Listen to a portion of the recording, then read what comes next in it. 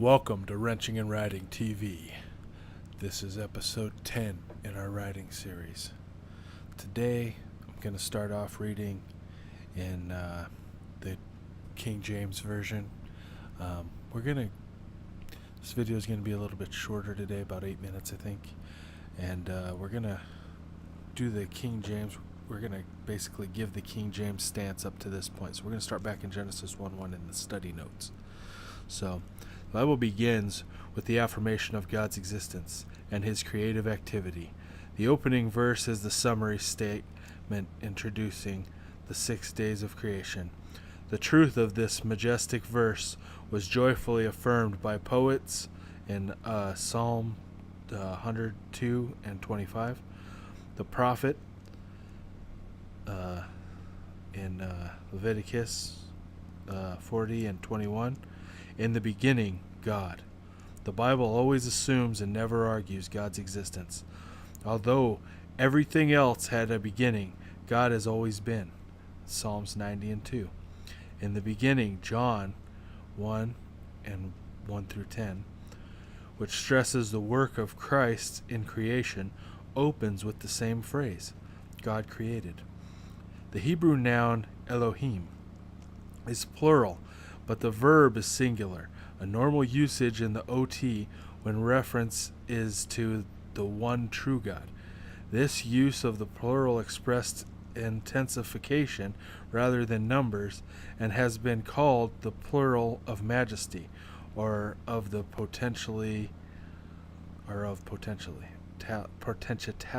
Sorry about that. In the OT, the original or Old Testament, the Hebrew verb for create is used only of divine, never of human activity, the heaven and the earth, all things. And that's in Leviticus 44 and 24. That God created everything is also taught in Ecclesiastes 11 and 5, and Jeremiah 10 and 16, John 1 and 3, Colossians 1 and 16, Hebrews 1 and 2. The positive, life-oriented teaching of verse 1 is beautifully summarized in Leviticus 45 and 18. Okay. So then we're to 1:2, the earth. The focus of this account, without form and void, the phrase which appears elsewhere in Jeremiah 4 and 23, gives structure to the rest of the chapter. See note on verse 11. God's dividing and gathering on day 1 through 3 gave form, and his making and filling on days 4 to 6 removed the void, darkness, the waters, completes the picture of a world awaiting God's light-giving order, making the life-creating word but the awesome and, for ancient man, fearful picture of the original state of the visible creation is relived by the majestic announcement that the mighty Spirit of God hovers over creation.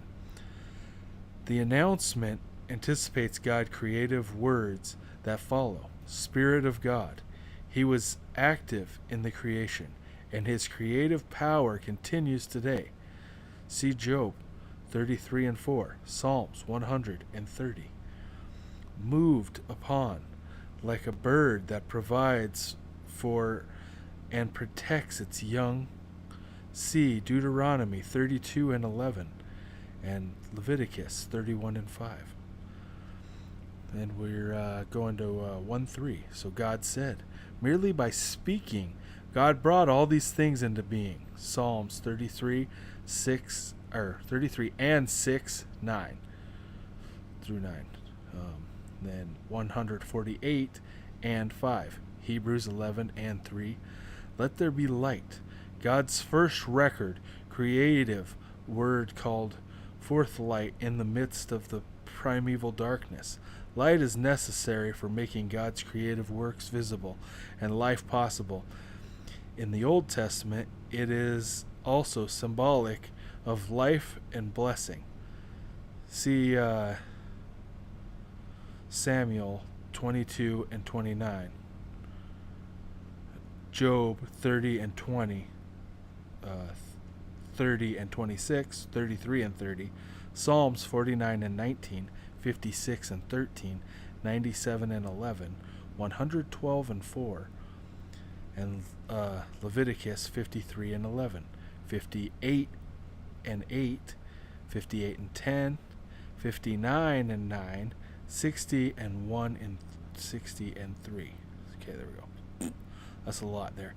Paul uses this word to illustrate God recreating work in sin-darkened hearts. And that's 2 Corinthians 4 and 6. And what about the 6-minute mark here? I'm going to do 1 and 4 here. So everything God created is good. And I'm going to quit saying all this seeing's this. In fact, the conclusion declares it to be very good. The creation as fashioned by the order of God had no lingering traces of disorder and no dark and threatening forces arrayed against God or man. Even darkness and the deep were given benevolent functions in the world fashioned to bless and sustain life. Alright, so everything he created was for good. There was no sin originally, not until they ate of the tree of knowledge of good and evil. So, I mean, we haven't even got there yet, but I feel like I'm kind of getting ahead of myself. Just putting my, personal, studying and notes in there, and I'm not letting the books give their side of the story. So I feel like I should do that because these are study Bibles, and it might inspire somebody to get in there and dig into the Word, and maybe even inspire myself. You never know. So I'm gonna go ahead. The next video, I think I'm just gonna do all of this study, and then get us all caught up from the King James version of the Bible, the New International version of the Bible, and then we'll continue reading, and then depending on how it works, I might do the reading of the Bible in the beginning half of the video, and then the second half of the video go back and do the study notes and different notes that I've got from different Bible scholars that I've researched, and different research that I've done to give you something going on at that point in history. But I'm going to turn this one off, so thanks for tuning in. Have a blessed day.